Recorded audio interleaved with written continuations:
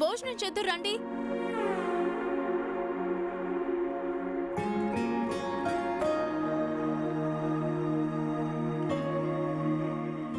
ఏమండి, ఏమైందండి? ఎందుకు అలా ఉన్నారు?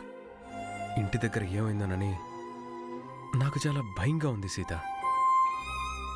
ఆ శశి చేసిన మోసం గురించి అమ్మా నాన్నలకి చెప్పమని నేను ఆదిత్యని పంపించాను. ఇంతవరకు వాడు ఫోన్ చేయలేదు. అక్కడ ఏం జరిగిందో తెలీదు. పోనీ మీరు ఫోన్ చేయండి. నేను ఫోన్ చేసినా వాడు తీయట్లే సీత. సరేలేండి, తర్వాత ఫోన్ చేస్తాడేమో.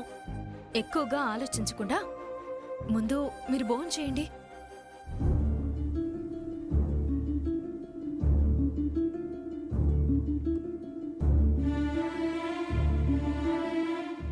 తినండి.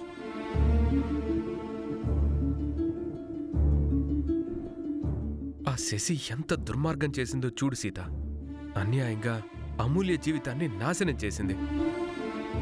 మన విషయంలో ఏం చేసినా నేను పట్టించుకోలేదు.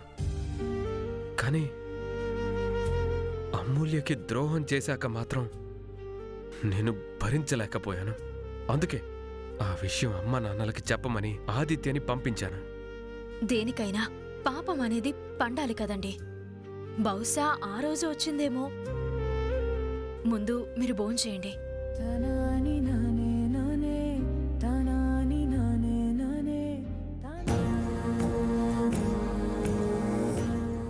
హాయ్.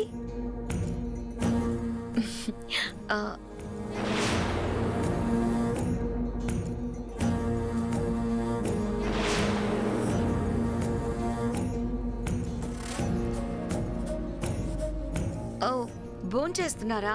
భలే టైంకి వచ్చానే. సీత, నాకు భోజనం వడ్డించవా?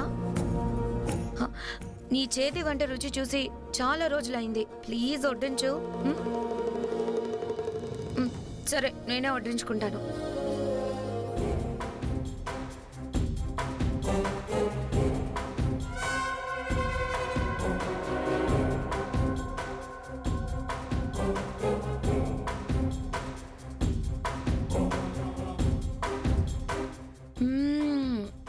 ఎంతైనా నీ చేతి వంట రుచి భలే ఉంటుంది సీత. అద్భుతంగా ఉంది. ఏంటి ఇద్దరు అలా చూస్తున్నారు? ఓ, నన్ను ఇంటి నుంచి బయటికి గంటేస్తే ఇలా వచ్చానేమో అనుకుంటున్నారా? లేదు, ఆదిత్య నా గురించి చెప్పాలని పాపం చాలా ప్రయత్నం చేశాడు. కానీ బ్యాడ్ లక్ ఏంటంటే తనే తిట్లు తిని బయటికి వెళ్ళిపోయాడు.